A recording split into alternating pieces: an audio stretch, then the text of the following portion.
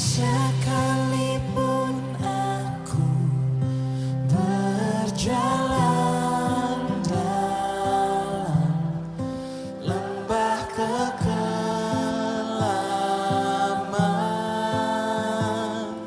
aku tidak takut. Engkau menuntunku dan menjadi penghiburanku.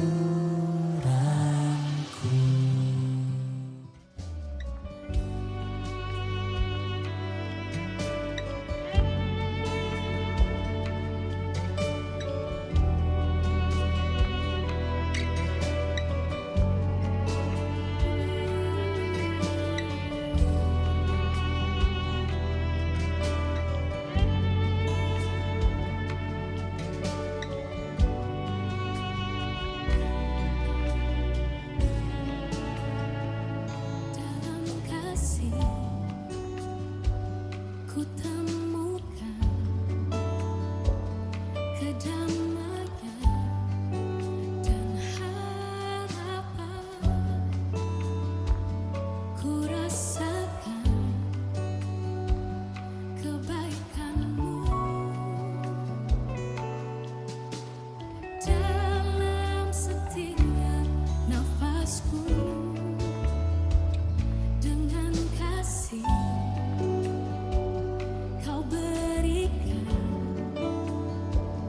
kebebasan.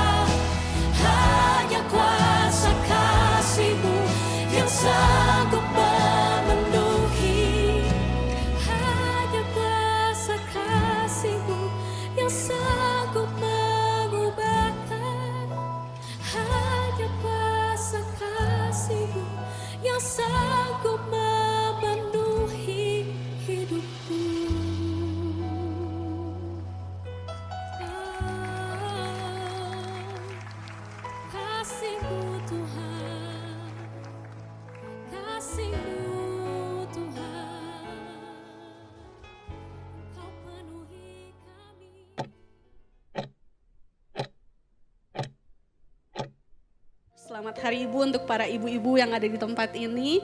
Terima kasih untuk cinta kasihnya buat setiap kita semua dan anak-anaknya yang terkasih. Kita bisa sama-sama merasakan orang tua saja kasihnya begitu besar untuk kita. Apalagi Bapa kita yang ada di surga. Dia setia, dia penuh kemurahan, dan dia masih mengasihi kita hingga pada saat ini. Jadi mari saya mengajak kita semua untuk meresponi kasihnya pada saat ini. Mari kita tanggalkan sejenak apa yang menjadi beban hidup kita. Mari kita sama-sama mensyukuri apa yang dia sudah perbuat atas hidup kita. Dan mari kita membuka diri untuk boleh merasakan apa yang dia bisa kerjakan pada hari ini di dalam setiap hidup kita. Mari kita mengambil waktu untuk bersaat teduh sejenak.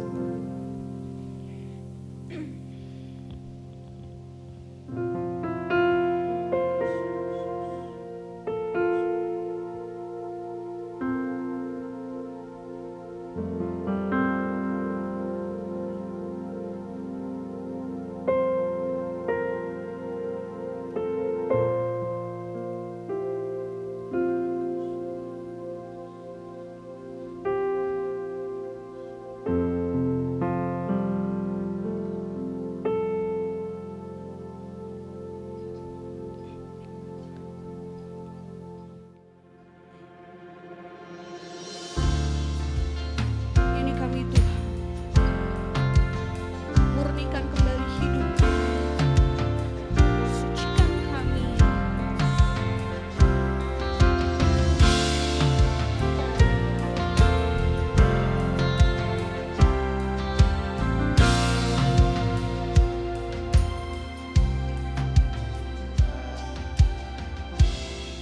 Pujilah aku Tuhan, cobalah aku Tuhan, selidiki batinku dan hatiku, mataku tertuju padamu.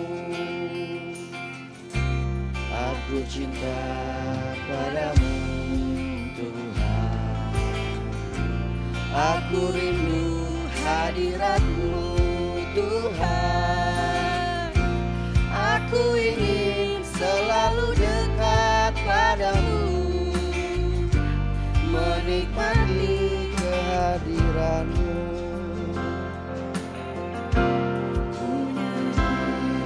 Hosana bagi Rajaku yang duduk di tahta.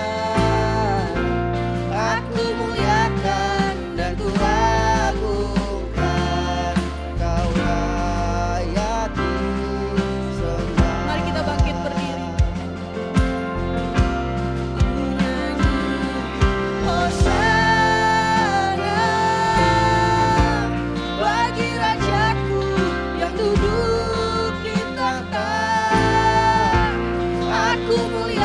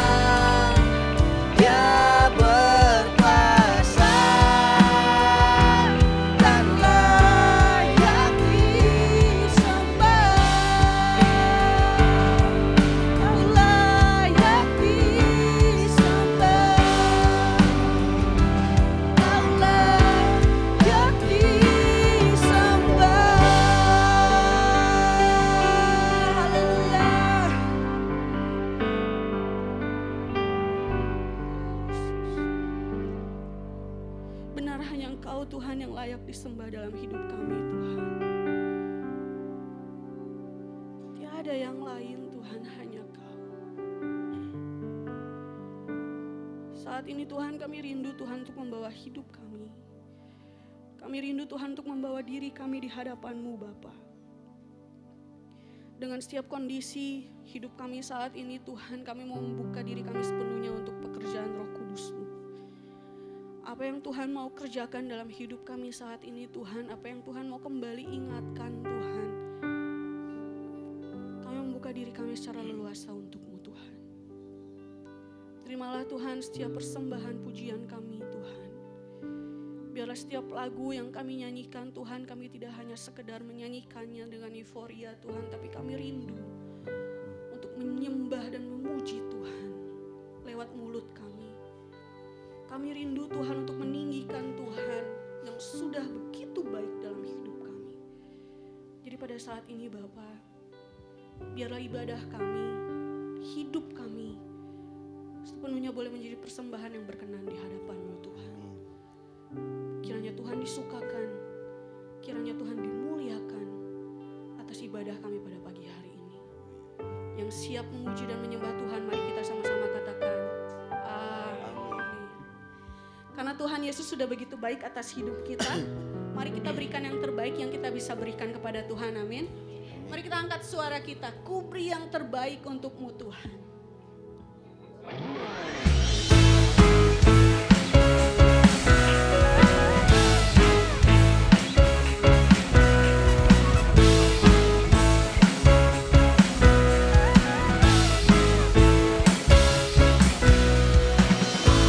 Temukan kasih yang sejati tiada pernah berubah, hanya di dalam-Mu Yesus Tuhanku.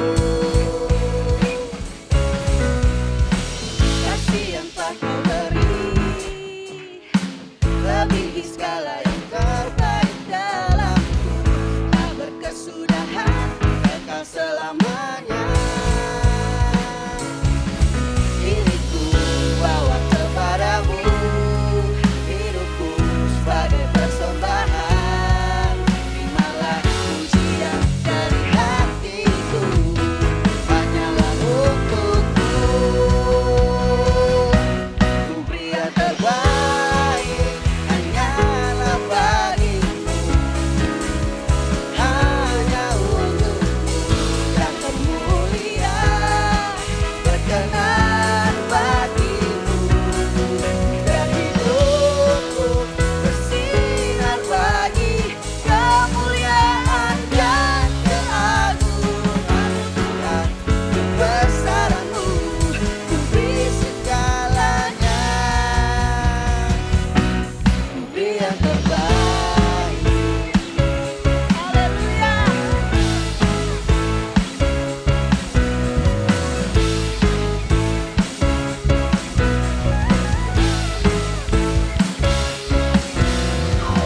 Kasih yang telah Kau beri lebihi segala yang terbaik dalamku, tak berkesudahan, kekal selamanya. Mari kita bawa hidup kita, diriku bawa kepadamu, hidupku sebagai persembahan. Lah pujian dari hatiku, hanyalah untukmu. Yang terbaik hanyalah bagimu, hanya untukmu yang termulia, berkenan bagi. Amin. Biar hidupku bersinar bagi kemuliaan dan keagungan-Mu Tuhan. Kebesaran-Mu ku beri segalanya, beri yang terbaik. Benar Tuhan. Yang rindu untuk memuji Tuhan, boleh kita semua tepuk tangan lebih keras. Haleluya.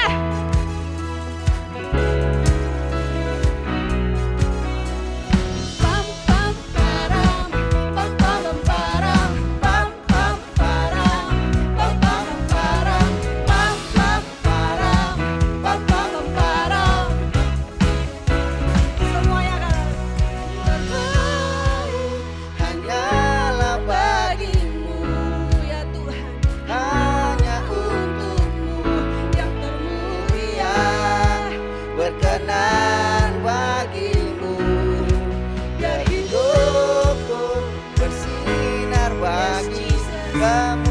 kemuliaan dan keagungan-Mu Tuhan, kebesaran-Mu di segalanya. Beri yang terbaik.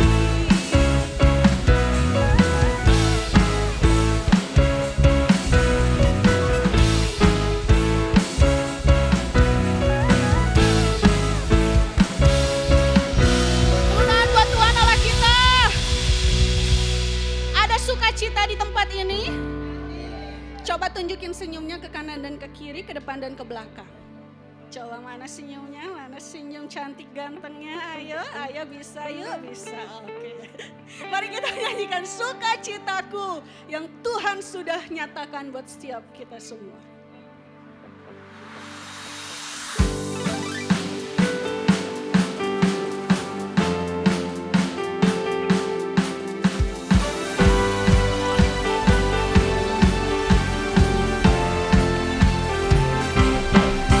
Pujian syukurku ku naikkan bagimu, kasih dan rahmat-Mu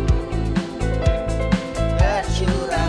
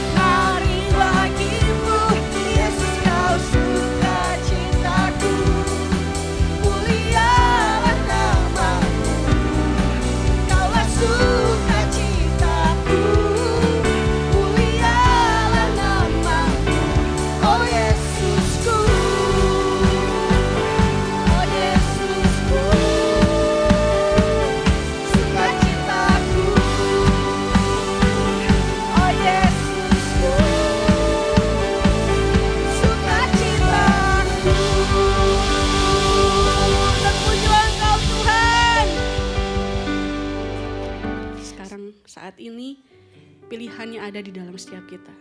Maukah kita meresponinya dengan benar? Hari ini mari kita sama-sama benar-benar membuka hati kita, membuka diri kita untuk apa yang Tuhan sudah siapkan di dalam ibadah kita pada hari ini, terutama di dalam firman-Nya Tuhan. Mari kita sama-sama lihat kembali hati kita. Apa yang sebenarnya ada di dalam diri kita? Apa yang sebenarnya menjadi perkenanan Tuhan buat setiap kita?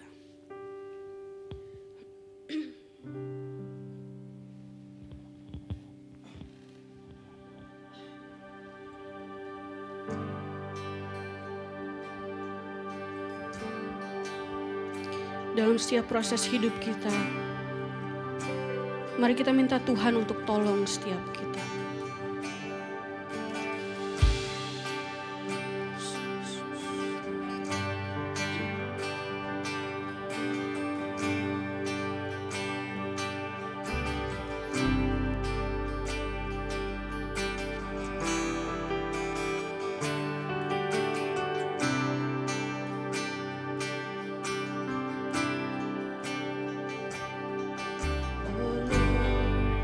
Would you hear my cry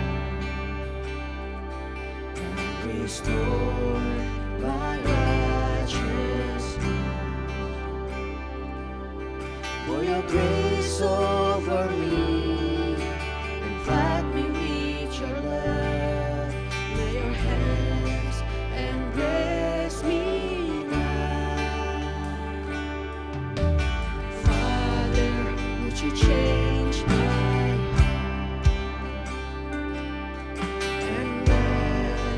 your precious, for your mercy over me and sanctify me, Lord. Take not your spirit from me.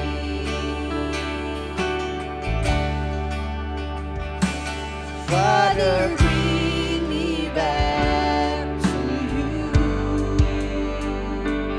Fix my heart and make it true. Come revive me, Lord, and heal this life. Bring me back to your presence again. Mari kita bangkit berdiri. Oh Lord, would you hear my and restore my righteousness? For your grace over me and flood me with your love. Let your hands embrace me now. Father, would you change my heart? Yes, Jesus. And let your precious, for your grace is over me and sanctify me, Lord. Take not your spirit from me. Father, bring me back to you. Fix my heart and make it true. Come revive me, Lord, and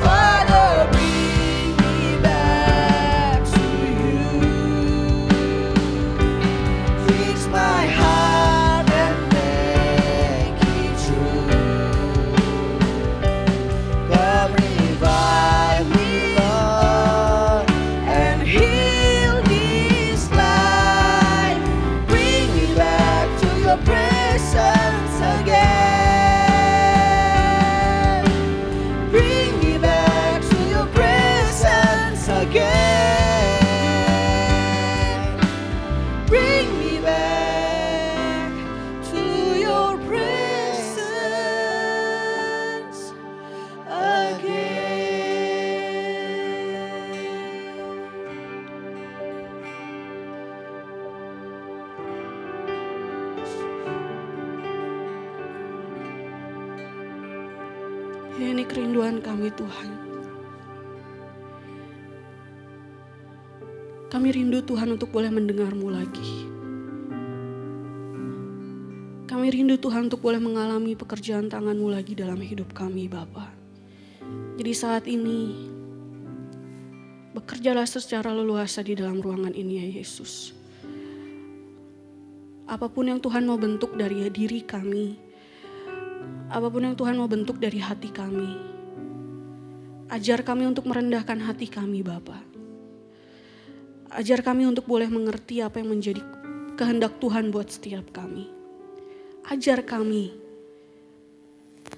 untuk boleh ditegur Tuhan atas segala kekurangan dan keterbatasan kami. Berkati hamba-Mu Tuhan yang akan menyampaikan firman-Mu pada hari ini. Biarlah apapun yang keluar dari mulut lidah bibir ya Tuhan, semuanya berasal daripada Tuhan saja. Tutup bungkus setiap kami di tempat ini Bapa. Berikan kami roh hikmat dan pengertian yang daripada-Mu, agar kami boleh mengenal apa yang menjadi perkenanan Tuhan buat setiap kami pada hari ini.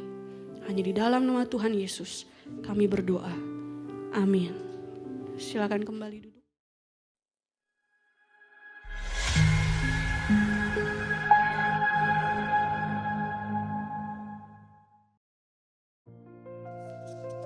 Dulu, saya sering bertanya pada Tuhan dalam pergumulan yang panjang, untuk apa semua ini terjadi? Ada banyak hal dalam hidup yang tidak saya rencanakan. Pertemuan-pertemuan yang tidak terduga, kehilangan, kegagalan, juga jalan-jalan yang terasa memutar. Dan kalau jujur, ada masa di mana saya mempertanyakan diri sendiri.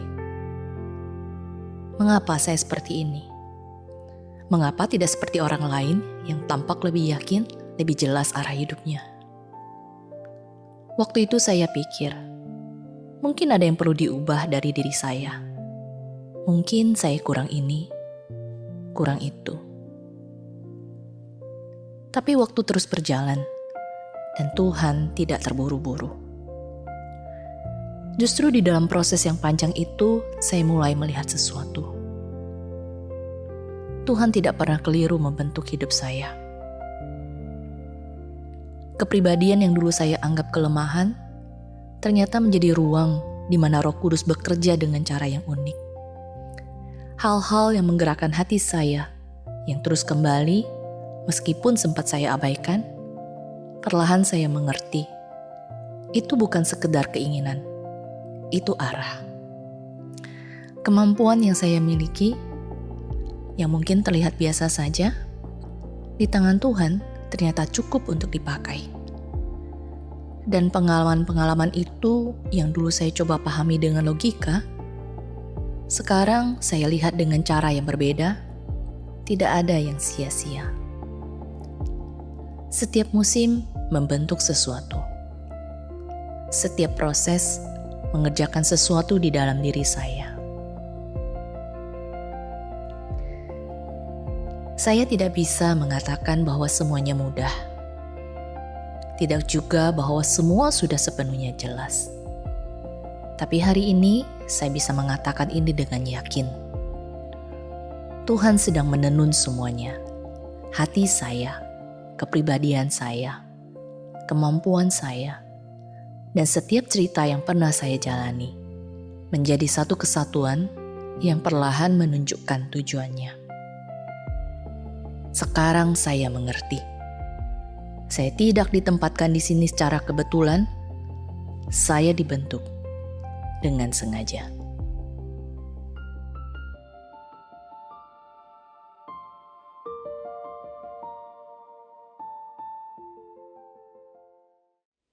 Puji nama Tuhan. Pada saat ini kita akan sama-sama dilayani ya firman Tuhan yang akan disampaikan oleh Pendeta Ether. Ya, beliau adalah sarjana komunikasi dan juga MDiv ya. Pendeta Ether menamatkan pendidikan sarjana komputer dari STEMIK Bina Nusantara ya yang sekarang jadi Universitas Bina Nusantara Jakarta, dan Magister Divinity dari Institut Reform yang sekarang Sekolah Tinggi Teologi Reform Injili Internasional atau STT RII Jakarta.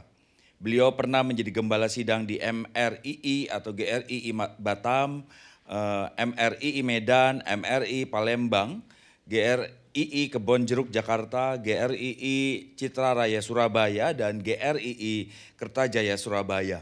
Beliau juga mengajar di Sekolah Teologi Reform Injili SRI untuk kaum awam dan dosen misi, dosen perjanjian lama. Beliau juga dosen perjanjian baru di STT RII Kemayoran Jakarta. Sejak 2005 sampai sekarang, beliau memimpin KKR regional STEMI dan melatih pengkhotbah awam untuk mengobarkan Injil ke kota-kota dan desa-desa di seluruh pelosok Indonesia. Beliau menikah dengan Gosiani Gunawan dan dikaruniai 4 anak. Luther yang lahir di 2004, Trivena dan Trifosa di 2007, dan Felicia di 2009. Sejak September 2023 sampai sekarang beliau melayani di bawah Sinode GRII dan STEMI Pusat Jakarta. Sebelum kita sama-sama akan mendengar firman dari beliau, itu akan diawali oleh paduan vokal group yang akan disampaikan dari tim yang dari Singapura.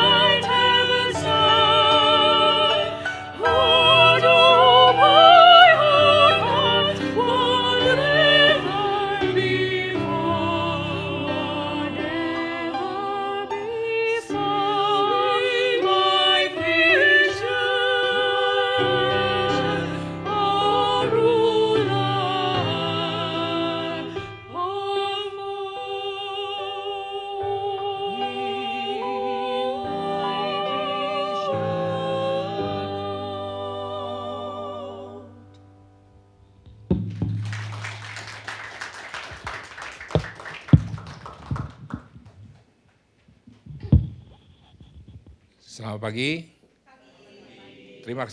Terima kasih untuk Pak Pendeta Redi yang selalu ready dan semua yang melayani di tempat ini.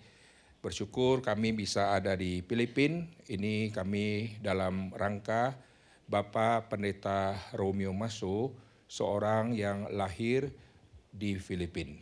Dia seorang yang ada di kepulauan, yaitu di Mindoro, di San Jose. Dia dilahirkan di situ, dibesarkan di situ sebagai anak nelayan. Lalu suatu saat Tuhan memanggil dia menjadi hamba Tuhan dan dia serahkan diri menjadi seorang hamba Tuhan dan studi teologi di Filipina sini. Lalu ada satu ibu yang dari Jakarta yang sudah sangat lama ada di Reform. Dia juga mendapat panggilan untuk studi teologi dan dia pergi ke Filipina studi. Akhirnya bertemulah dua orang ini, lalu jatuh cinta. Wais, maka yang belum dapat jodoh cepat masuk STT.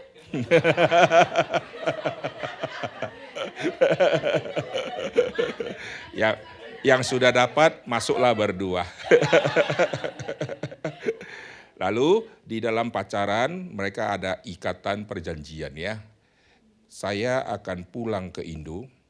Kalau kamu mau sama saya, berarti ke Indonesia.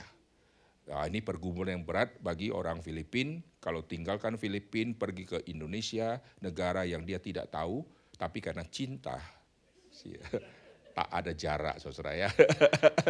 Akhirnya dia ikut ke Indonesia, dan dia menjadi misionaris di Indonesia, dari tidak bisa bahasa Indonesia, sampai bisa bahasa Indonesia. Dan dia punya beban, yaitu mendirikan gereja. Banyak gereja di Indonesia, gereja Reform, dia yang rintis dan akhirnya jadi. Dan sekarang gedung gerejanya sudah besar-besar dan dia tetap punya beban ke Filipina dan setiap tahun dia minta izin sama Pendeta Stephen Tong, boleh tidak saya pulang kampung halaman, saya KKR buat seminar untuk semua hamba Tuhan. Dan disetujui, maka dia setiap tahun pulang. Nah, tahun ini dia ajak kami dan saya pertama kali ke Filipina. Selama Pak Pendeta Romi dia melayani di Indonesia, mereka juga ditempatkan di Singapura. Waktu saya jadi gembala di kota Batam, saya sering nyebrang ke Singapura dan disitulah saya pertama kali dibawa makan makanan Filipina. Maka sampai ke Filipina, saya mau coba di kota asalnya, yaitu Sinigang. Nah, Pendeta Romi malam ini masih KKR, yaitu di Semirara. Kemarin kita sudah selesaikan banyak sekali sesi, dan sesi-sesi yang dia bawakan semua dalam bahasa Tagalog, dan kumpulkan banyak gereja dari denominasi yang bermacam-macam, itu dikumpulkan di GOR, dan waktu itu yang hadir sangat banyak. Dan dia sekarang masih ada sesi di beberapa tempat. Nah, kami yang sudah selesai, sebagian sudah pulang ke Singapura, sebagian sudah ke Jakarta, dan kami ada berapa yang stay di sini dengan yang Singapura, malaikat-malaikat yang diutus ini. Mereka dari Singapura, tapi orang Indonesia ya, nanti mereka juga akan kembali ke Singapura, kami juga akan kembali ke Jakarta, kembali ke habitat masing-masing. Nah, saya dikasih judul tentang heart and passion ya, dua kata yang sangat-sangat penting. Mari kita berdoa. Bapa di surga, kami berdoa di waktu yang singkat ini, Tuhan pakailah hamba-Mu, dia menyampaikan firman dan bukalah hati dan pikiran kami. Dalam nama Tuhan Yesus kami berdoa, amin. Oke, saya akan ajak kita melihat satu bagian di dalam Alkitab, yaitu di dalam Perjanjian Baru Markus pasal ke-12, kalimat yang langsung keluar dari mulut Tuhan Yesus di dalam menjelaskan makna 10 hukum. Markus pasal yang ke-12, saya akan langsung membaca di ayat 29.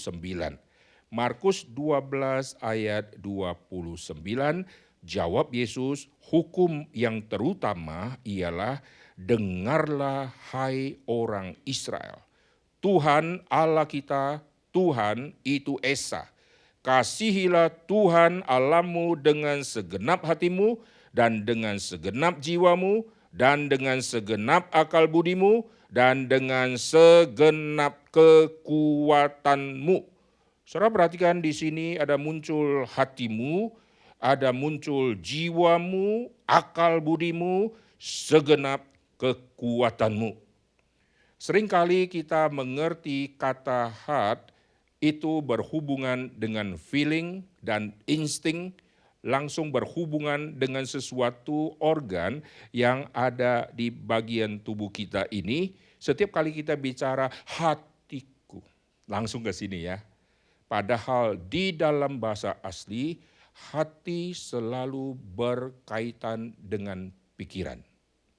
Tidak pernah hati berdiri sendiri dan pikiran berdiri sendiri.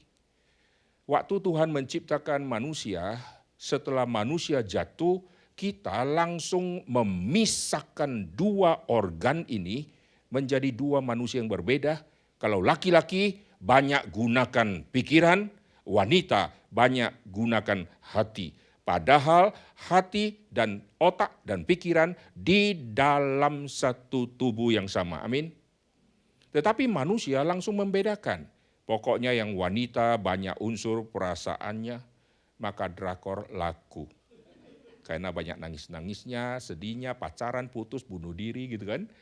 Kalau laki-laki debat melulu gitu kan. Kalau ada diskusi berantem.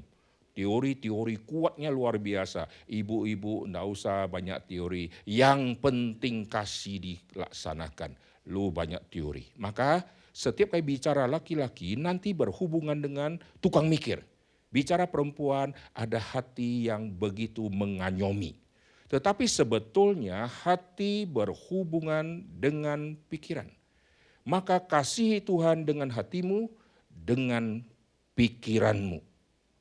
Di dalam Alkitab Yesus berkata, kita menyembah di dalam roh dan kebenaran. Perhatikan, roh ini tidak bisa kita pegang. Roh ini nanti berhubungan dengan feeling. Saya punya feeling. Hari ini Tuhan menjamah saya. Itu feeling, roh. Tetapi perhatikan dan kebenaran. Ini yang sangat penting. Di dalam roh dan kebenaran, Alkitab tidak pernah memisahkan yang namanya hati, lalu pikiran terpisah sendiri. Di dalam istilah teologi ada istilah yang menarik, faith seeking understanding. Jadi iman harus berjalan di depan, setelah iman berjalan di depan, otak memikirkan kenapa iman sudah langkah duluan dan iman akan mencari pengertian sehingga saya akan konfirmasi imanku benar adanya. Banyak orang gunakan rasio dulu, imannya tidak dia gunakan. Ada yang gunakan rasio, lalu imannya dibuang karena dia pakai kalkulasi pikiran manusia. Begitu kalkulasinya gagal, disitulah dia hancur. Ada yang menggunakan feeling, rasionya dimatikan. Begitu feelingnya bekerja, pokoknya semua kita bicara teori, dia tidak pernah akan terima karena dia andalkan perasaan dia. Nah perhatikan di dalam kebudayaan Yahudi sama kebudayaan Yunani, mereka mengartikan heart dengan cara yang sama, yaitu bukan hanya feeling, tetapi ada unsur pengertian yang dalam. Kita melayani dengan ada pengertian dan ada kebenaran. Oleh sebab itu kita kalau orang Kristen sebut firman Tuhan adalah kebenaran. Berarti kita diawasi oleh firman. Yesus adalah kebenaran itu sendiri. Berarti Kristus adalah Tuhan dari semua kebenaran yang kita pelajari di dalam dunia. Dia adalah pusat dari seluruh kebenaran. Maka waktu kita belajar di sekolah, ada istilah biologi. Kenapa ada logi? Logi adalah logos. Jadi di dalam biologi ada logosnya, ada firmannya. Maka segala kebenaran di dalam dunia itu ada logosnya. Amin. Kita melihat istilah-istilah di dalam dunia, muncul banyak logi-loginya. Geologi, lalu apa? Sosiologi, psikologi, teologi. Semua dimasukkan kata logi. Manusia tidak mungkin lepas dari yang namanya sumber kebenaran, yaitu logos. Amin.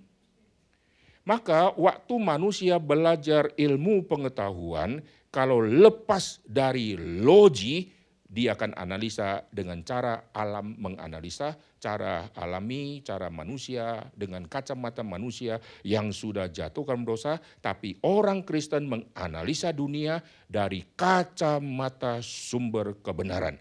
Barulah kita bisa melihat semua yang terjadi dalam dunia seturut apa yang Tuhan mau. Amin. Kita kalau melihat ada orang berduka, menurut manusia kau dikutuk Tuhan, ada dosamu. Menurut Tuhan ada pekerjaan yang aku mau kerjakan melalui orang itu. Nah, selalu koneknya sama Tuhan dan kebenaran. Oleh sebab itu kita sekolah teologia sangat susah. Belajar matematika, belajar ekonomi, kita hafal. Belajar teologi tidak bisa dihafal. Amin. Perlu apa? Perlu ada bijaksana dan kontrol dari Tuhan yang sangat-sangat dalam. Barulah kita bisa mengamati semua ini. Nah, sekarang kita kembali tentang hati ini. Di dalam kitab suci kita melihat hati yang bebal identik dengan pikiran yang bebal. Kenapa Firaun mengeraskan hatinya? Karena pikirannya keras adanya. Siapakah Tuhan itu? Tidak peduli dia. Sampai akhirnya Tuhan rendahkan dia, tapi tidak ada kesempatan lagi untuk dia hidup. Tuhan tenggelamkan dia. Seorang raja yang duduk di tatah, kalau digulingkan dia turun dari tatah.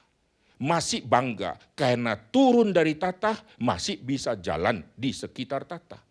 Tapi raja diturunkan bukan hanya dari tatah, ditenggelamkan dan sampai ke dasar. Tidak ada yang lebih rendah lagi dibandingkan dasar dari lautan.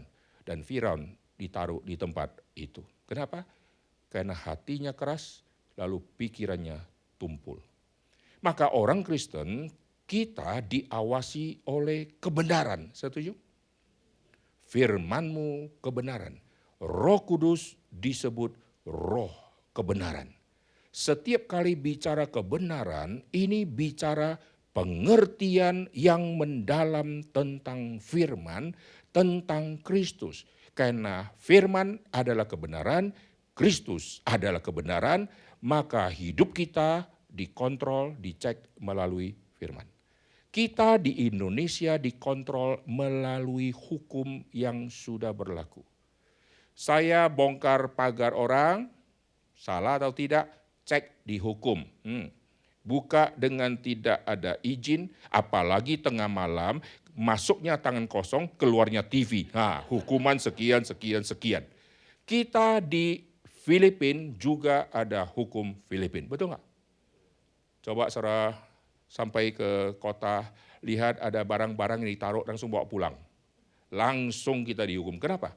Karena ada teori, ada kebenaran, ada hukum yang berlaku untuk semua warga harus ikuti.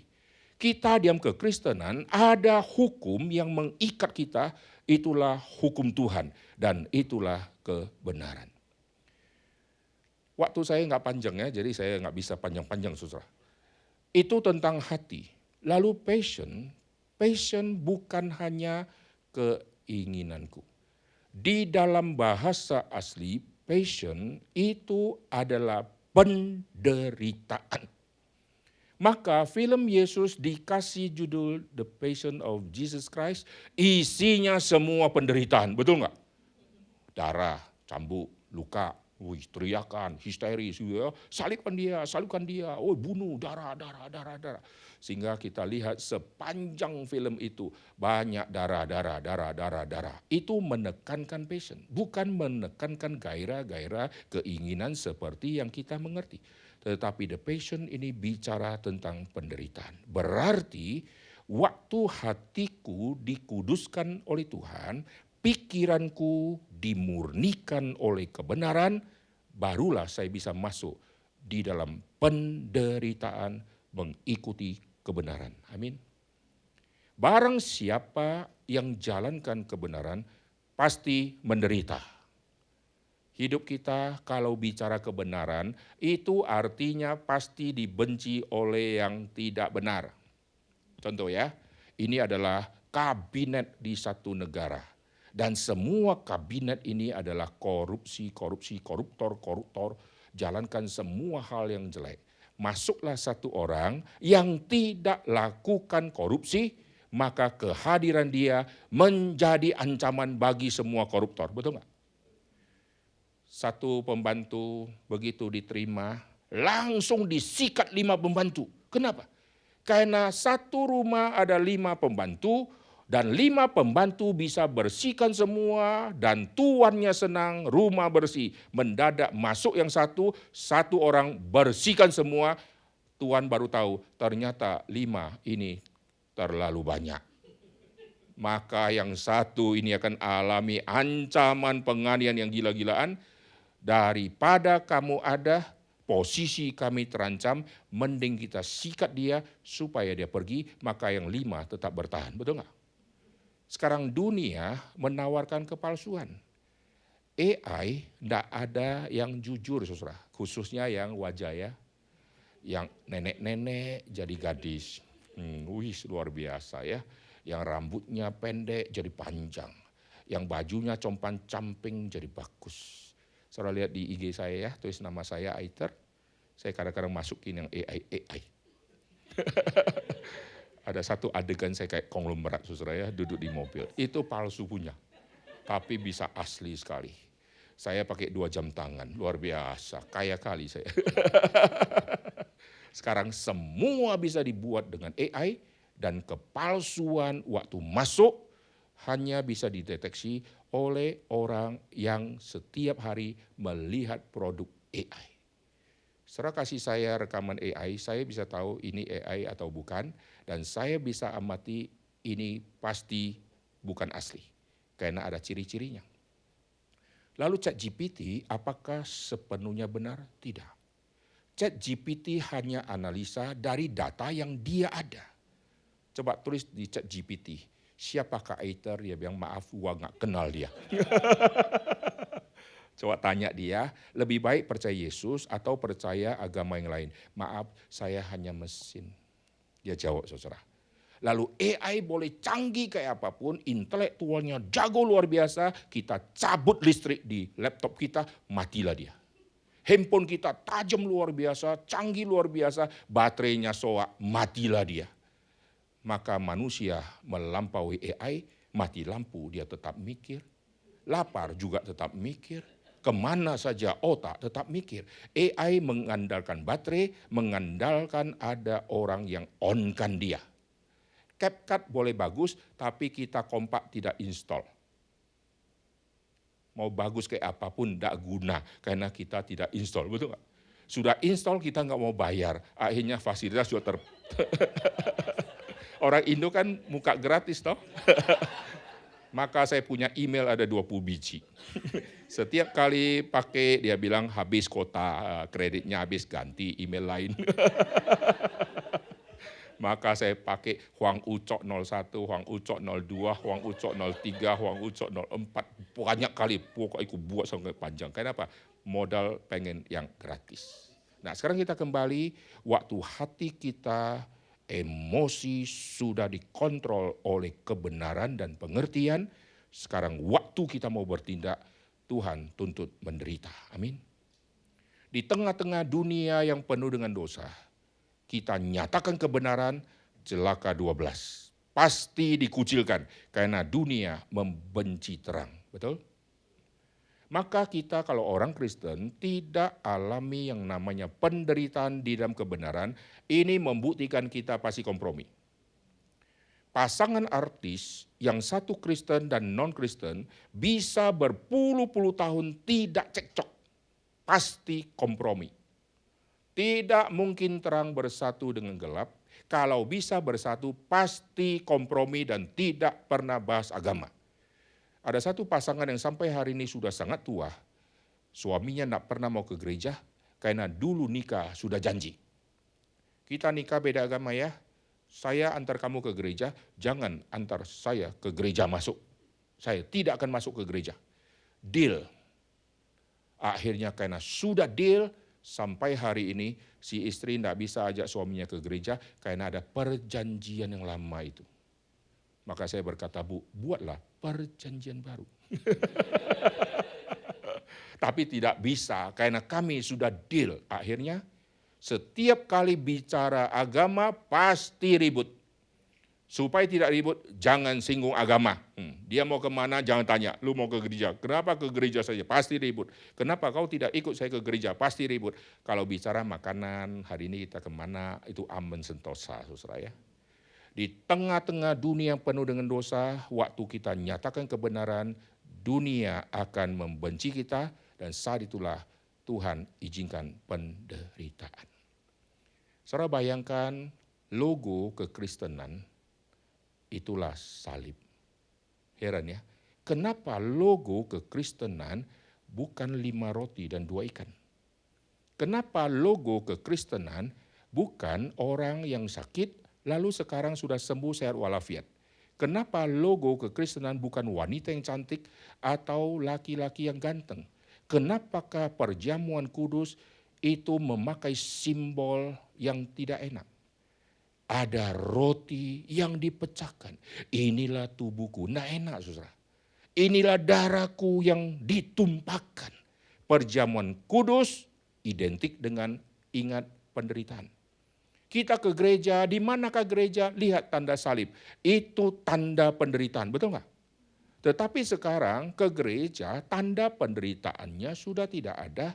Lalu perjamuan kudus yang tanda simbol penderitaannya, itu sudah tidak ada. Akhirnya kita kehilangan tema penderitaan, lalu kita berkata, saya mengerti firman, saya rasakan sentuhan Tuhan, tetapi firman yang hidup tidak pernah masuk diam dunia yang penuh dengan gelap. Kenapakah Paulus berkata setiap kali kamu makan dan minum, kamu harus memberitakan kematian Yesus sampai dia datang. Kenapa tidak bicara kau harus memberitakan Yesus memberi mujizat kepada 5.000 laki-laki sampai Yesus datang. Begitu banyak mujizat, kenapa semua dibuang? Tetapi yang kematian itu yang harus diberitakan. Karena kematian identik dengan pusat atau sumber segala penderitaan yang nanti kita akan alami. Waktu saya alami menderita, Kristus sudah menderita bagi saya. Amin. Waktu kita mulai ini, aduh capek sekali, aduh panas, aduh keringat, aduh baju sudah basah. Lihat ke salib, Yesus sudah luka-luka, dijemur jam 9, kena keringat sakit tidak? Sakit. Saya kena keringat nggak ada luka. Terlalu ringan itu. Aduh capek, sudah kurang tidur. Saya sudah tinggalkan rumahku sudah 2 minggu. Kita lihat ke salib langsung minder. Yesus tinggalkan sorga 33,5 tahun. Wah baru 1 minggu sudah reseh. Lihat, wih ini mobil kok jelek kali. Itu 1 liter bisa 500 kilo. Wih hebat kali. Karena jalan 5 meter, dorongnya 2 kilo. Maka bensinnya irit.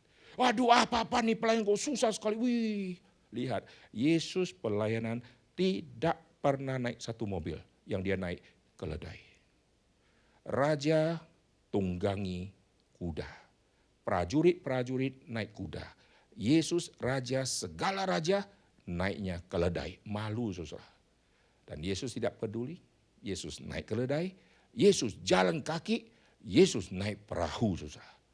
Kita naik kapal, enak ya, ada mesinnya. Yesus naik Kapal nelayan yang zaman dulu pasti jadulnya luar biasa, yang tidak nyaman, dan Yesus pakai semua. Maka waktu kita sudah komplain sini, komplain sana, komplain tempat tidur, Yesus tidurnya di bukit, maka kita langsung minder. Aduh, sini terlalu banyak ancaman dari orang non-Kristen. Yesus diancam oleh mahkamah agama, diancam oleh kerajaan Romawi. Langsung kita minder, betul nggak? Aduh, saya sudah 3 hari nggak makan, sibuk melayani. Ingat, Yesus berpuasa 40 hari, 40 malam. Kita baru 3 malam sudah seluruh dunia heboh. Medsos sudah heboh. Saya lapar, IG masuk saya lapar. Facebook, TikTok semua masuk. Yesus 40 hari, 40 malam tidak makan. Dan Yesus saya percaya tidak minum. Kenapa? Karena tipologi Musa Elia. Musa puasa 40 hari 40 malam tidak makan, tidak minum. Elia tidak makan, tidak minum. Lalu kalau Yesus tidak makan tapi minum, maka tipologi tidak matching. Di dalam istilah teologi ada tipologi. Maka saya percaya Yesus tidak minum. Bayangkan Yesus kalau minum lucu. Maka ada film Yesus cerita Yesus minum. Bagaimana minum di padang gurun? Maka film itu Yesus cari kaktus. Luar biasa. Dia ambil kaktus, dia pencet. Kurang agung, saudara. Musa, Elia bisa tidak makan, tidak minum. Yesus tidak makan, tapi cari minum. Lalu bawa galon aqua gitu. Lucu, saudara. Saya percaya Yesus tidak makan, tidak minum. Maka penderitaan Kristus membungkam semua kita yang baru sedikit menderita, sudah banyak komplain. Amin. Maka kita lihat antara heart sama passion, ini kalau digabung menjadi feelingku dikontrol oleh kebenaran, dan kebenaran yang sudah mengontrol feelingku, sekarang waktu ku aplikasikan, saya harus menderita. Amin. Sekarang orang Kristen identik dengan senang. Sebelum jadi hamba Tuhan naik sepeda motor, 3 bulan sudah mobil. Tidak lama kemudian sudah punya komplek rumah. Tidak lama kemudian sudah ada rumah di luar negeri. Tidak lama kemudian sudah ada parkir jet pribadi. Luar biasa. Maka hancurlah kekristenan karena model hamba-hamba Tuhan seperti itu, betul? Kita bersyukur di sini ada ICF, di sini ada kebaktian untuk orang-orang Indonesia. Karena kalau orang Indonesia sudah pergi ke tempat yang jauh, pergaulan yang buruk akan merusak kebiasaan baik, betul nggak? Lihat kiri kanan ada judi. Saya kalau judi ngomongnya nggak enak. Saya kalau ditanya, ngapain kau? Kerajinan tangan. Latihan, otak mikir. Kalau dulu mahjongnya pakai komputer gitu ya. Sekarang wah yang asli saja kena. Lalu lihat kiri kanan, cewek-cewek bertato. Luar biasa. Saya juga tato salib Yesus. Supaya bisa terlihat, saya buka baju supaya terlihat salib Yesus. Lalu ke toilet lihat, ada gender yang lain. Luar biasa. Berarti boleh ya. Akhirnya rusaklah jikalau tidak ada kebenaran yang menuntun hidup kita. Amin. Nanti di KU yang kedua, saya diminta oleh Pak Pendeta Reddy untuk khotbah yang sama. Sebetulnya sama khotbah yang beda, saudara. Tapi dibilang sama saja. Saya dari dulu sampai hari ini kalau khotbah 5 kali tidak pernah saya khotbah yang sama. Supaya apa? Supaya jemaat yang datang KU 1 penasaran datang lagi dia. Dan kalau dia tidak datang, saya upload di YouTube, dia bisa dengar. Oke, terima kasih ya. Kita bersyukur kalau Tuhan ubah feeling kita dengan kebenaran. Kalau Tuhan beri kita pengertian mendalam tentang penderitaan, itulah baru kekristenan yang sejati. Mari kita berdoa. Bapa di surga, kami bersyukur untuk apa yang kami sudah dengarkan. Berkatilah ICF Makati di Filipina ini. Tuhan berkati Bapak Pendeta Reddy sama istri dan hamba-hamba Tuhan dan semua yang melayani. Tuhan beri kepada kami hati, feeling yang benar, pengertian yang benar, tindakan yang benar, beri kepada kami kemampuan untuk kami menderita dalam kebenaran, menderita demi Kristus. Terima kasih Tuhan untuk kebaikan Tuhan, dengar doa kami, saya serahkan kepada Pak Pendeta Reddy. Saya mengundang kita semuanya untuk bangkit berdiri. Bapak, terima kasih Tuhan buat pagi hari ini kami boleh sama-sama mendengarkan daripada firman-Mu. Kembali kami diingatkan Tuhan, bila kebenaran-Mu Tuhan yang menguasai dan memimpin setiap kami semuanya. Kami sadar ketika kami Tuhan hidup di dalam kebenaran, maka Tuhan dunia akan membenci kami. Namun Tuhan, kami percaya bahwa kami ada di tengah dunia ini Tuhan tidak seorang diri. Penyertaan-Mu yang nyata Tuhan, Sang Immanuel itu yang ada Tuhan senantiasa memberikan kekuatan kepada setiap kami. Karena kami adalah garam dan terang bagi dunia ini. Terima kasih buat pendeta Aether Tuhan yang ada bersama dengan setiap kami dan tim juga Tuhan yang telah memberkati kami. Kami percaya Tuhan bahwa Engkau juga Tuhan akan terus memakai beliau bersama dengan tim Tuhan di dalam segala keberadaan, keadaan mereka ya Tuhan, dimanapun senantiasa ada. Sehingga Tuhan menyatakan mengenai Engkau Tuhan yang rela Tuhan untuk ada di tengah-tengah dunia ini. Untuk menyelamatkan setiap kami semuanya Tuhan. Supaya kami tidak ada dalam sebuah ikatan dosa. Supaya kami kembali pada sebuah natur kebenaran yang sebenarnya Tuhan. Yaitu bersama dengan Engkau. Terima kasih Tuhan. Kami percaya bahwa setiap kami semuanya ada dalam sebuah keadaan, jabatan, tanggung jawab, komunitas. Kami bukan secara kebetulan kami ada di sana. Namun Tuhan ada sebuah maksud-Mu Tuhan untuk menempatkan setiap kami Tuhan untuk ada di tempat-tempat demikian. Oleh karena itu Tuhan, bila apapun yang dikerjakan oleh tangan anak-anak-Mu dibuat Engkau berhasil. Perkataan yang keluar daripada mulut bibir, daripada anak-anak-Mu ada perkataan yang keluar dari hidup yang berbuah-buah. Oleh karena kebenaran firman-Mu yang telah menuntun dan memperbaharui kehidupan mereka hari lepas hari Tuhan.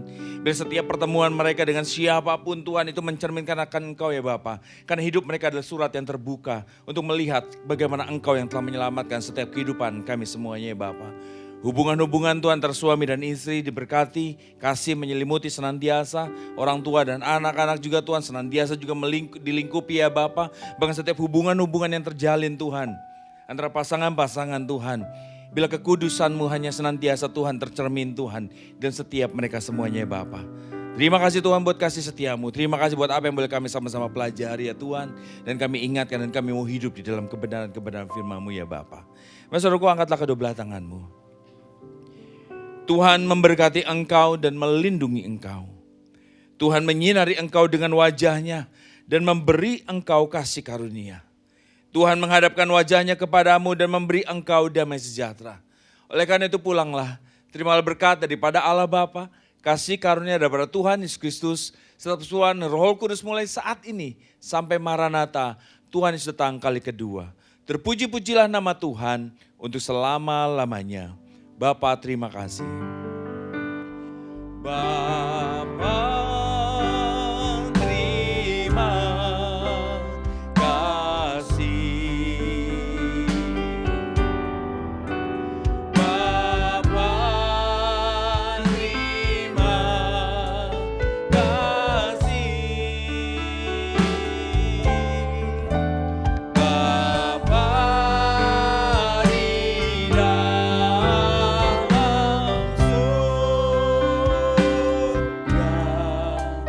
ku berterima kasih.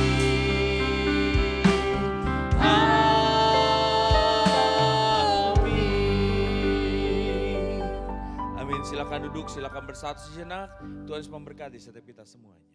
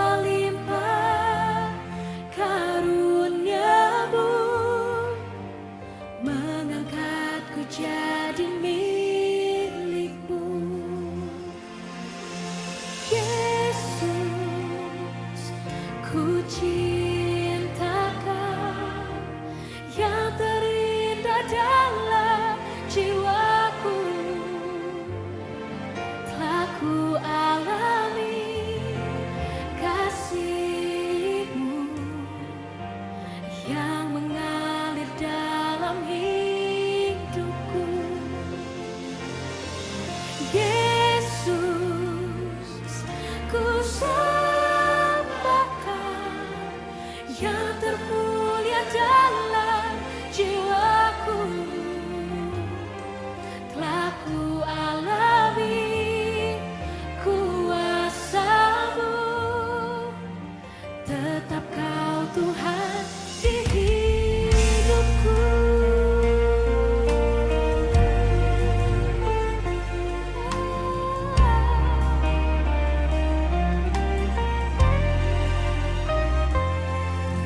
Sangat besar anugerah-Mu, tak akan dapat ku selami.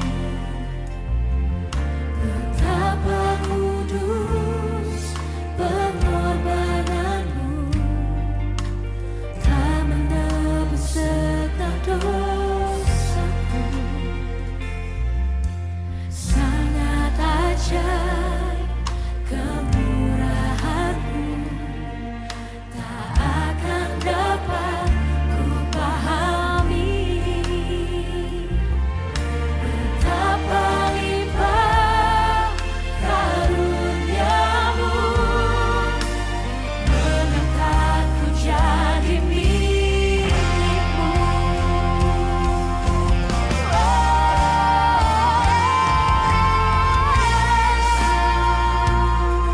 Ku cinta Kau yang terindah dalam jiwaku. Telah ku alami kasih-Mu yang mengalir dalam hidupku.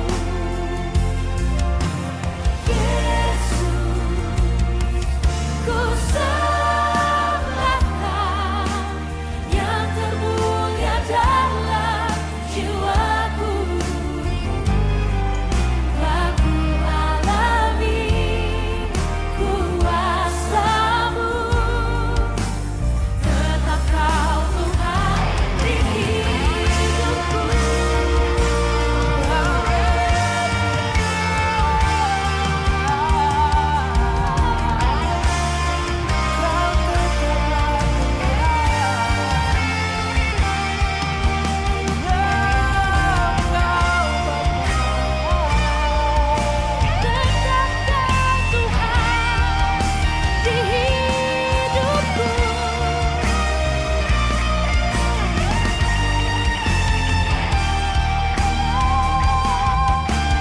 Tetap Kau Tuhan di hidupku.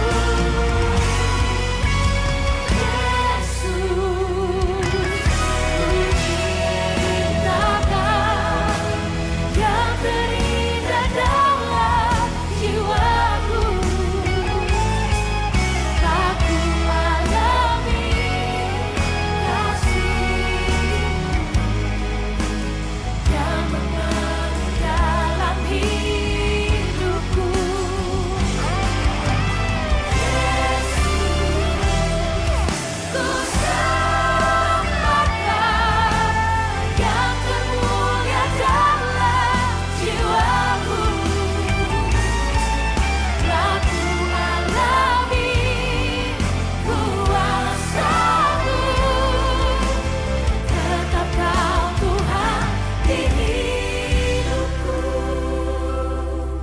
Telah ku alami kuasa-Mu, tetap Kau Tuhan di hidupku.